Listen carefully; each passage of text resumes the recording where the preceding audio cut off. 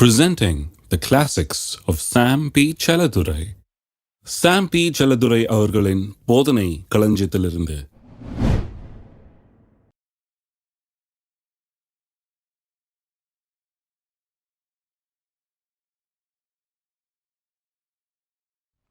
ஏசாயாம் புஸ்தகம் 55ஆம் அதிகாரத்துக்கு திருப்போம். மாரியும் உறைந்த மழையும் 10ஆம் வசனம், வானத்திலிருந்து இறங்கி அவ்விடத்திற்கு திரும்பாமல் பூமியை நனைத்து அதில் முளை கிளம்பி விளையும்படி செய்து விதைக்கிறவனுக்கு விதையும் புசிக்கிறவனுக்கு ஆகாரத்தையும் கொடுக்கிறது எப்படியோ அப்படியே என் வாயிலிருந்து புறப்படும் வசனமும் இருக்கும். வசனம் எப்படி இருக்கிறது என்பதை குறித்து இங்கே விளக்கம் கொடுக்கப்படுகிறது. எப்படி இருக்கிறதா? மாரியும் உறைந்த மழையும் வானத்திலிருந்து இறங்கி பூமியை நனைத்து அதிலிருந்து முளை கிளம்பி விளையும்படி செய்து விதைக்கிறவனுக்கு விதையும் புசிக்கிறவனுக்கு ஆகாரத்தையும் கொடுக்கிறது எப்படியோ அப்படியே அது இருக்கிறதாம். கர்த்தருடைய வார்த்தை எப்படிப்பட்டது? ஏன் கர்த்தருடைய வார்த்தையை நாம் விசுவாசிக்க வேண்டும்? ஏன் அதை உள்ள வைக்க வேணும்? ஏன் அதை பேச வேணும் என்கிறதான் பேசிக்கொண்டிருக்கிறோம். 10 விதமான காரியங்களை இன்றைக்கு நான் சொல்ல இருக்கிறேன். கடகடன் சொல்றேன், சுருக்கமா எல்லாத்தையும் எடுத்து சொல்லுகிறேன். ஏனென்றால் இதெல்லாம் புரிந்து கொள்ள வேண்டும். ஏன் கர்த்தருடைய வார்த்தைக்கு அவ்வளவு பெரிய முக்கிய இடம்? ஏன் கர்த்தருடைய வார்த்தையை நாம் விசுவாசிக்க வேண்டியதா இருக்குது? அதை உள்ளத்துல வைக்க வேண்டியதா இருக்குது, அதை வாயில வைக்க வேண்டியதா இருக்குது, அதை பேச வேண்டியதா இருக்கிறது என்கிறதுக்கு 10 காரியங்களை சொல்லுகிறேன். ஏன் என்று சொன்னால், எப்படி மழை பூமியை நனைத்து முளை கிளம்பி விளைய செய்கிறதோ அதுபோலவே தேவனுடைய வார்த்தை நம்முடைய இருதயத்துக்குள் வரும்போது, இருதயமாகிய நிலத்துக்குள் வரும்போது, தேவனுடைய வார்த்தையை விதையாகவும் இருக்கிறது, தண்ணீராகவும் இருக்கிறது. அதெல்லாம் பிறகு சொல்ல போறேன். ஆனால் தேவனுடைய வார்த்தை நம்முடைய இருதயத்துக்குள்ள விதைக்கப்பட்டு அதை வார்த்தையினால் நாம் தண்ணீர் பாய்ச்சும் போது, நிலத்தில் விழுந்த விதை எப்படி நிலத்தை விளைய செய்கிறதோ அதுபோல இருதயத்தில் விதைக்கப்பட்ட விதையாகிய தேவனுடைய வசனம் அது என்ன சொல்லுகிறதோ அதை விளைய செய்கிறது. பிடிச்சிக்கிட்டீங்களா? கர்த்தர் நம்முடைய இருதயத்தை ஒரு விளைச்சலின் இடமாய் உண்டாக்கி இருக்கிறார். உங்களுக்கு என்னெல்லாம் வேண்டுமோ அதெல்லாம் எங்கிருந்து விளைய போகுது? நாம நினைச்சிட்டு இருக்கிறோம் யாரோ கொடுக்க போறாங்கன்னு. கிடையாது. கர்த்தர் எல்லாம் இங்கிருந்து விளைய வேணும் என்று வைத்திருக்கிறார். அதுக்கு தான் என்ன சொல்றாரு? என்ன வேணுமோ அதுக்குரிய வாக்குத்தத்தத்தை எடு, அதுக்குரிய வார்த்தையை எடு. கர்த்தர் சொன்ன வார்த்தையை எடுத்து அது இருதயமாகிய நிலத்தில விதை. பாருங்க, பூமி இருக்குது. பூமி ஒன்றும் தானா விளையிறது இல்லை. பூமி கிடக்குது. அந்த இருக்கிற பூமியை பண்படுத்தி அதை சரிப்படுத்தி அதுக்குள்ள என்ன பண்ணுகிறான்? விதைக்கிறவன் விதையை விதைக்கிறான். விதைக்கும் போது பிறகு தண்ணீர் பாய்ச்சும் போது என்ன ஆகிறது? சும்மா கிடந்த இந்த வெட்டாந்தர போல கிடந்த நிலம் இப்பொழுது விளை நிலமாக மாறுகிறது. ஏன் என்று சொன்னால், விதையும் தண்ணீரும், இந்த தேவ வசனமாகிய விதையும் தண்ணீரும் இந்த சும்மா கிடக்கிற இந்த நிலத்தை விளைகிற நிலமாக மாற்றுகிறது. It forces the earth into production. பூமியை விளைய செய்கிறது. விளையும்படியாக விளையக்கூடிய ஒரு நிலைக்கு அதை கொண்டு வருகிறது. இருக்கீங்களா? அநேகருடைய இருதயம் இன்றைக்கு சும்மா வெட்டாந்தர மாதிரி கிடக்குது, அப்படியே கிடக்குது. அதுல ஒன்றும் விதை இல்லை, அதுல தண்ணீர் பாய்ச்சுகிறது இல்லை, அதுல இருந்து ஒன்றும் விளைகிறது கிடையாது.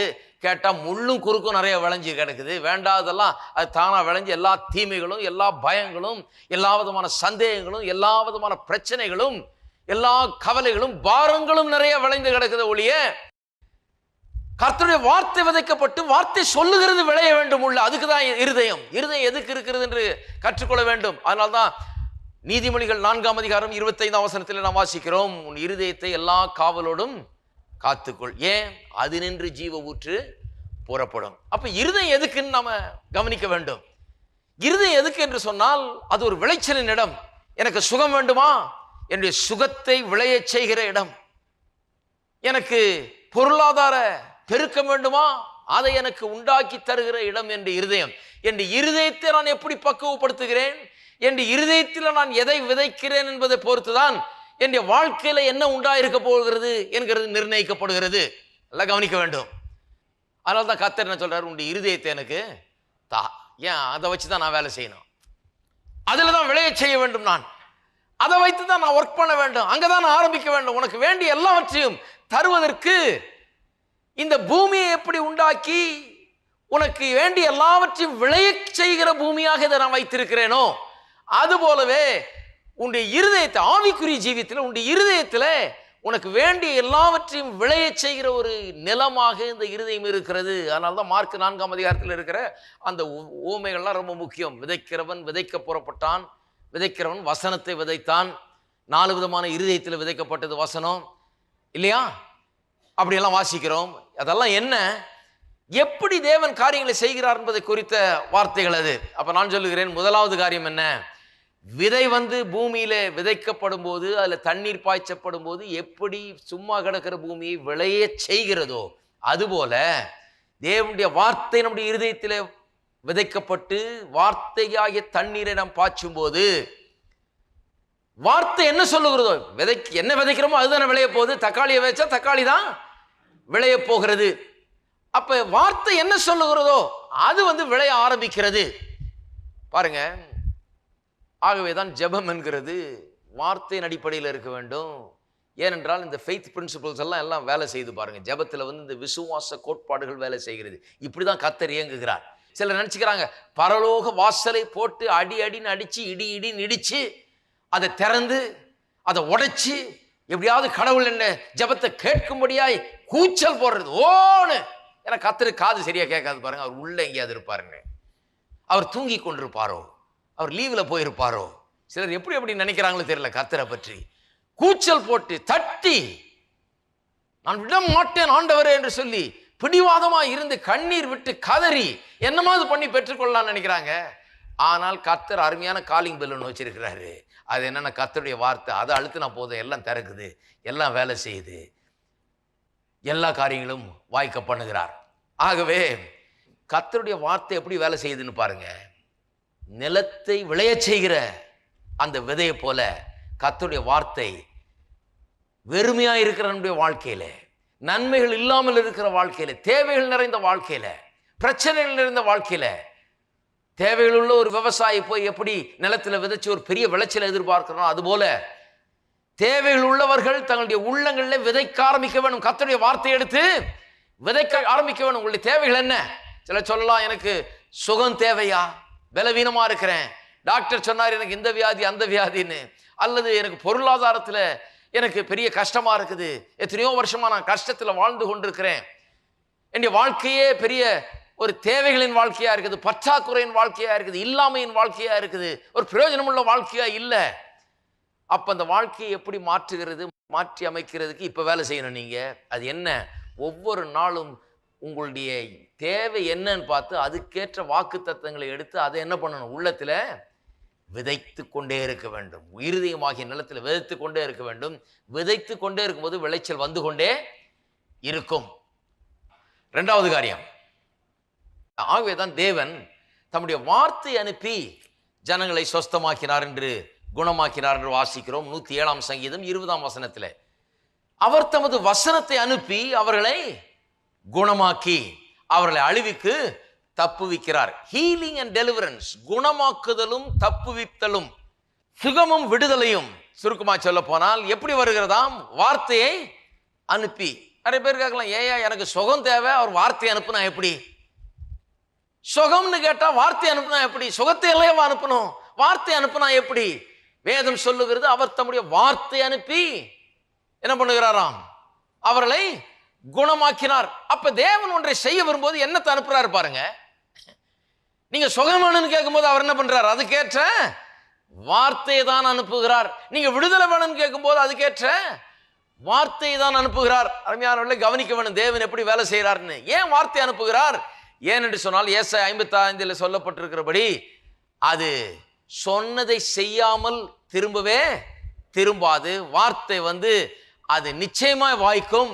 அது எதற்காக அனுப்பப்பட்டதோ, என்ன செய்யும்படியாக அனுப்பப்பட்டதோ அதை செய்யாமல் தேவனிடத்தில் திரும்பவே திரும்பாது. அவருக்கு தெரியும் இந்த வார்த்தை அனுப்புனா வேலை நடக்கும், இந்த வார்த்தை அனுப்புனா சுகம் கிடைக்கும், இந்த வார்த்தை அனுப்புனா விடுதலை கிடைக்கும், இந்த வார்த்தை அனுப்புனா எந்தெந்த தேவைகளுக்கு எந்த வார்த்தை அனுப்பணுமோ அந்த வார்த்தை அனுப்புனா அந்த வார்த்தை அதை விளைவிக்கும், விளைவிக்காமல் திரும்பாது என்பது அவருக்கு நிச்சயமாய் தெரிகிறது. அதனால்தான் கர்த்தர் என்ன பண்ணுகிறார்? சுகம் வேணுன்றவங்களுக்கு வசனத்தை அனுப்புகிறார். தான் பிரச்சனை பாருங்க. நிறைய பேர் சுகம் வேணும்னா இப்படியே ஒரு மீட்டிங்கா போறது.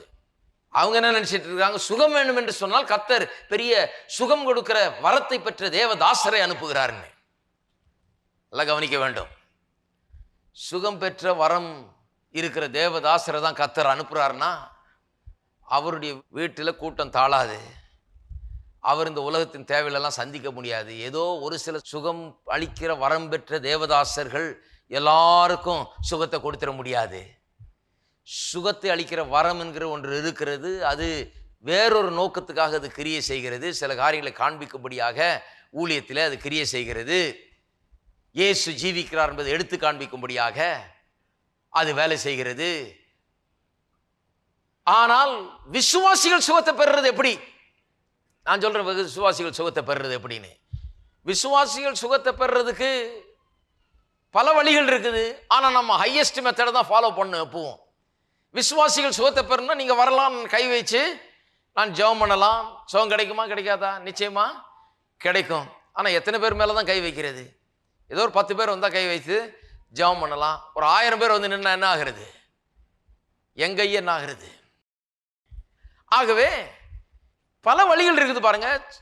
கையை வைத்து ஜெபம் பண்ணலாம், எண்ணெய் பூசி ஜெபம் பண்ணலாம், இன்னும் எத்தனையோ வழிகள் இருக்கு. சிலர் கைக்குட்டை கூட கொடுக்குறாங்க. சரி, அது கூட ஒரு வழின்னு வச்சுக்குவோம். இப்படி பல வழிகள் இருக்குது. ஆனால் எல்லாத்தை விட சிறந்த வழி என்ன? கர்த்தருடைய வார்த்தை.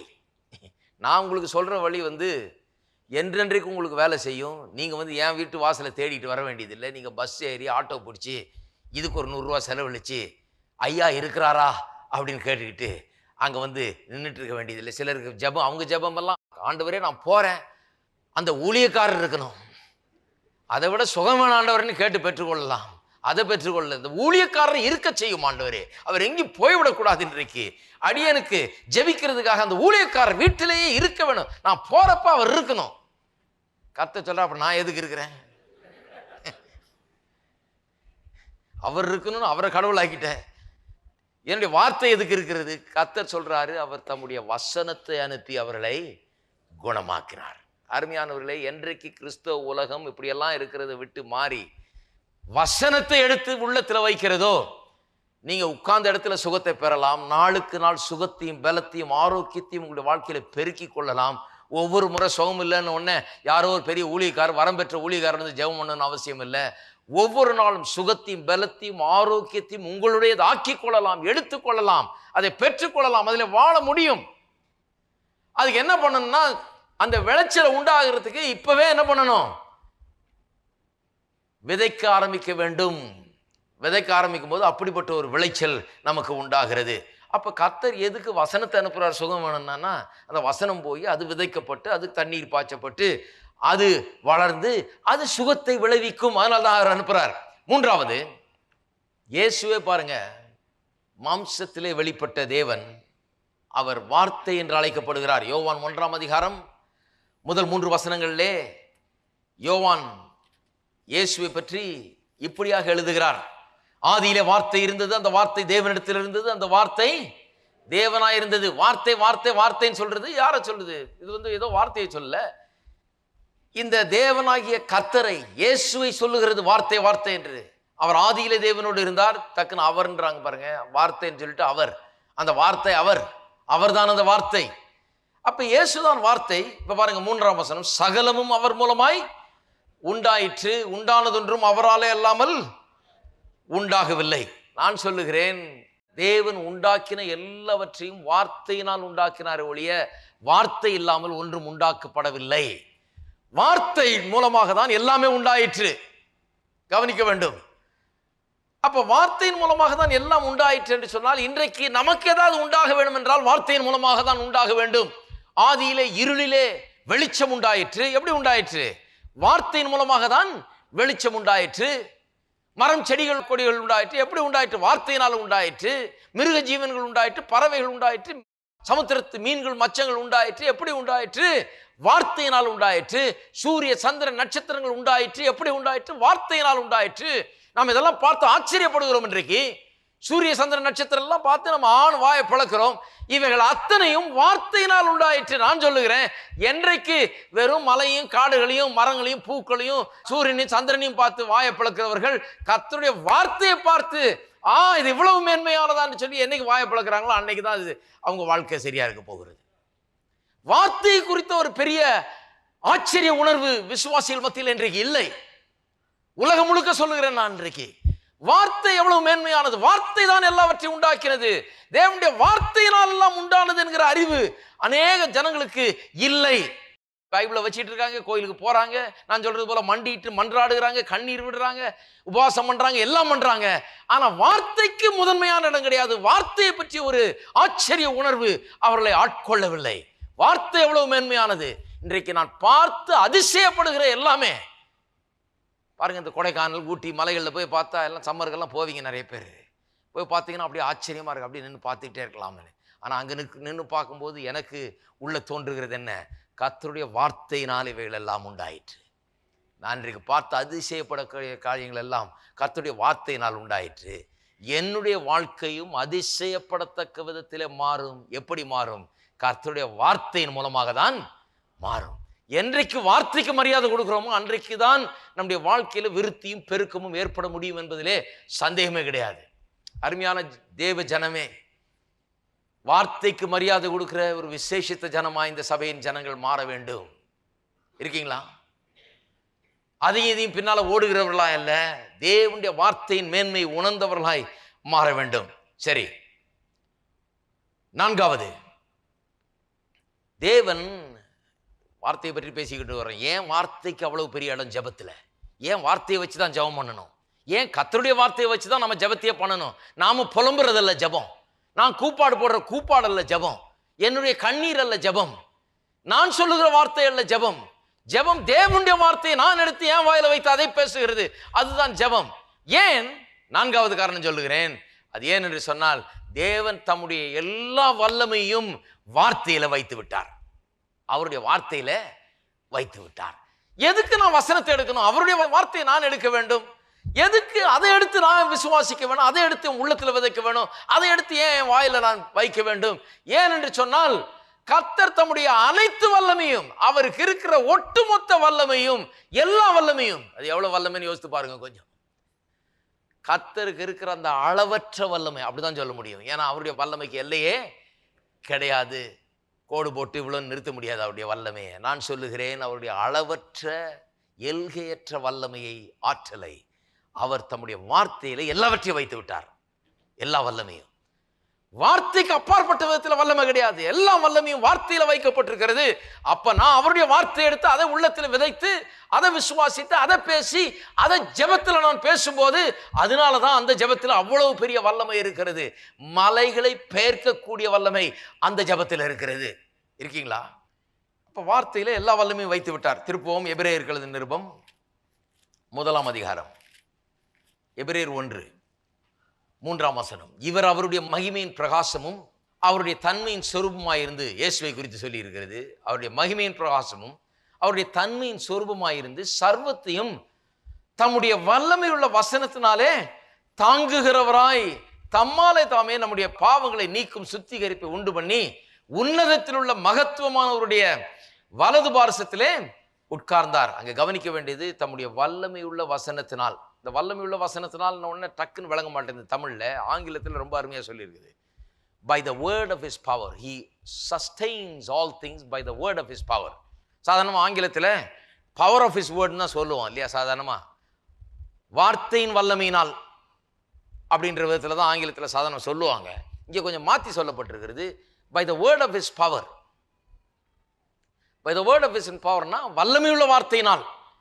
வார்த்தையின் வல்லமையினால்னு சொல்றதுக்கும் வல்லமையுள்ள வார்த்தையினால்ன்றதுக்கும் பெரிய வித்தியாசம் இருக்குது. வார்த்தையின் வல்லமையினால்னா வார்த்தையில ஏதோ கொஞ்சம் வல்லமை இருக்குது, ஓரளவுக்கு வல்லமை இருக்குன்னு அர்த்தம். வல்லமையுள்ள வார்த்தைனா எல்லா வல்லமையும் அந்த வார்த்தையில தான் இருக்குதுன்னு அர்த்தம். வித்தியாசம் புரியுதா? by the power of his word என்று சொன்னால் அவருடைய வார்த்தையில வல்லமை இருக்குது அப்படின்னு அர்த்தம். by the word of his powerன்னு சொன்னா அவருடைய வார்த்தையில தான் எல்லா வல்லமையும் இருக்கிறது. அதனால்தான் அது வல்லமையுள்ள வார்த்தை. இந்த வார்த்தை தேவனுடைய வல்லமையை உள்ளடக்கிய வார்த்தை. அப்ப எப்படி சொல்லப்பட்டிருக்கு பாருங்க, தேவன் தம்முடைய எல்லா சிருஷ்டிப்பையும் வல்லமையுள்ள வார்த்தையினால தான் உண்டாக்குனாரு. இன்றைக்கு எப்படி தாங்குகிறார்? அந்த வல்லமையுள்ள வார்த்தையினால தான் தாங்குகிறார். அப்ப அவருடைய வல்லமை எல்லாம் அவருடைய வார்த்தையில வைக்கப்பட்டிருக்கும் போது, அவருடைய வல்லமை எல்லாவற்றையும் கொண்டு வந்து யாரோ ஒரு மனுஷன்ட்ட கொடுத்துடல, நீ போய் உலகத்துல நீ தான் பெரிய ஸ்டார் மாதிரி இருன்னு சொல்லி கிடையாது. அவருடைய வல்லமை எல்லாத்தையும் எடுத்து ஆண்டவர் என்ன பண்ணாரு? தம்முடைய வார்த்தையில வைத்து விட்டார். ஒரு பிரசங்கியாருக்கு சில நேரத்தில் மரியாதை இருக்குது அல்லது ஒரு அந்தஸ்து இருக்குதுன்னு சொன்னா எதனால? அவர் ஏதோ பெரிய வரம் பெற்ற தேவதாசர் இல்லை, அவருக்குள்ள வார்த்தை இருக்குது. அந்த வார்த்தை அவர் பேசுகிறார். அந்த வார்த்தையை பேசுகிறதுனால ஜனங்கள் தொடப்படுகிறார்கள். இந்த வார்த்தையை பேசுகிறதுனால பதில்கள் உண்டாகிறது. இந்த வார்த்தையை பேசுகிறதுனால வல்லமை புறப்பட்டு சென்று அங்கே கிரியை செய்ய ஆரம்பிக்கிறது. இந்த வார்த்தை பேசுகிறதுனால சுகம், விடுதலை உண்டாகிறது. அந்த வார்த்தை, வல்லமையுள்ள வார்த்தை அவருடைய வாயை விட்டு புறப்பட்டு செல்லுகிற அப்படின்னாலே காரியங்கள் நடைபெறுகிறது. நல்லா கவனிக்கிறீங்களா? அப்ப கர்த்தர் தம்முடைய வார்த்தைக்கு தான் மேன்மையை தர்றார். ஏன்னு சொன்னா நல்லா கவனிச்சு பாருங்க, நமக்கு மேன்மையை தர்றார், அது உண்மைதான். ஆனால் அதை காட்டிலும் அவருடைய வார்த்தைக்கு மேன்மையை தர்றார். ஏன்னு சொன்னா அவருடைய எல்லா பிரஸ்தாபத்தை காட்டிலும் எதை உயர்த்தினார்? அவருடைய வார்த்தை. அவரை காட்டிலுமே அவர் வார்த்தையை உயர்த்தி வைத்திருக்கிறாருன்னு சொன்னா அப்ப நிச்சயமா நம்ம காட்டிலும் அவருடைய வார்த்தையை தான் உயர்த்தி வைத்திருக்கிறார் என்று அர்த்தம். அப்ப கர்த்தருடைய வார்த்தைக்கு எவ்வளவு பெரிய ஒரு அந்தஸ்து, மரியாதை என்று பாருங்க. ஆகவே தான் கர்த்தருடைய வார்த்தை எடுக்க வேண்டும். ஏனென்றால் அது வல்லமை உள்ள வார்த்தை. தேவனுடைய வல்லமை எல்லாமே அதுல தான் இருக்குது, ஒவ்வொரு வார்த்தையிலும். அதனால தான் சொல்லி இருக்கிறேன் இல்லையா, மரியாளை பார்த்து தேவதூதன் சொல்லுகிறான், மரியாள்கிட்ட நீ ஒரு குமாரனை பெறுவாயின்னு சொன்னோன்னா அவள் கேட்கிறாள், நியாயமான கேள்விதான், நானும் புருஷனே அறியேனே, கல்யாணமே ஆகலையே, எப்படி நான் பெறுறது குமாரனேன்னு கேட்கும்போது அவள் சொல்லுகிறான், இல்லை பரிசுத்த ஆவியானவர் மீது நிழலிடுவார், அதனால நீ கற்பம் தரித்து ஒரு குமாரனை பெறுவான்னு சொல்லிட்டு பிறகு சொல்றார், தேவனால் கூடாத காரியம் ஒன்றும் இல்லை. For with God nothing shall be impossible. அது லிட்டரலா எப்படி மொழிபெயர்க்கப்பட வேணுமாம்? வேத வல்லுநர்கள் சொல்லுகிறார்கள், ஏதோ தேவனால் முடியாத காரியம் ஒன்றும் இல்லைன்னு இல்லை, அதை அப்படி மொழிபெயர்த்திருக்கிறாங்க. ஆனால் லிட்டரலா எப்படி மொழிபெயர்க்கப்படுமா? கர்த்தர் சொல்லிட்டாரு, சொன்னதை நிறைவேற்றக்கூடிய வல்லமையே அவருடைய ஒவ்வொரு வார்த்தையிலும் இருக்கிறது. ஆகவே அதை எப்படி மொழிபெயர்க்கணுமா? தேவனால் கூடாத காரியம் ஒன்றும் இல்லை என்றல்ல, தேவனுடைய ஒவ்வொரு வார்த்தையிலும் அதை நிறைவேற்றக்கூடிய வல்லமை இருக்கிறது. தேவன் சொல்லிட்டா அது நிறைவேற முடியாதுன்னு கிடையாது. ஏன்னா ஒவ்வொரு வார்த்தையிலும் அதை நிறைவேற்றக்கூடிய வல்லமையை தேவன் வைத்திருக்கிறார். அப்ப பாருங்க, அப்பதான் வார்த்தை ரொம்ப முக்கியம். அதனாலதான் இந்த வார்த்தைகள் ரொம்ப முக்கியம். எந்த வார்த்தைகள்? நானே உன் பரிகாரியாகிய கர்த்தர் என்கிற வார்த்தைகள் ரொம்ப முக்கியம். அவரின் அக்கிரமங்களை எல்லாம் மன்னித்து நோய்களை எல்லாம் குணமாக்கினார் என்கிற வார்த்தை ரொம்ப முக்கியம். அந்த வார்த்தை ரொம்ப முக்கியம். ஏன் அந்த வார்த்தை முக்கியம்? அந்த வார்த்தைக்குள்ளதான் வல்லமையை வச்சிருக்கிறாரு. என்ன வல்லமைய? அந்த வார்த்தை என்ன சொல்லுகிறதோ அதை நிறைவேற்றக்கூடிய வல்லமை ஒவ்வொரு வார்த்தைக்குள்ளாகவும் இருக்கிறது. அதனால்தான் வார்த்தை புறப்பட்டு வந்துச்சுன்னா நிச்சயமா அது வேலையை செய்யும். தேவனாகிய கர்த்தரை நினைப்பாயாக, அவரே உனக்கு ஐஸ்வரியத்தை சம்பாதிக்க பலனை கொடுக்கிறவர். அந்த வார்த்தை முக்கியம். ஐஸ்வரியத்தை சம்பாதிக்க பலனை கொடுக்கிறவர் என்கிற வார்த்தை முக்கியம். கர்த்தரின் ஆசீர்வாதமே ஐஸ்வரியத்தை தரும். இந்த வார்த்தை முக்கியம். ஏனென்றால் அந்த வார்த்தைக்குள்ள அது நிறைவேற்றக்கூடிய வல்லமையை வைத்திருக்கிறார். நீதிமானுடைய வீட்டிலே ஐஸ்வர்யம் தங்கும் என்று எழுதியிருக்கிறது. அந்த வார்த்தை முக்கியம். ஏனென்று சொன்னால் அந்த வார்த்தைக்குள்ள அது நிறைவேறுதலை வைத்திருக்கிறார், நிறைவேற்றக்கூடிய வல்லமையை வைத்திருக்கிறார்.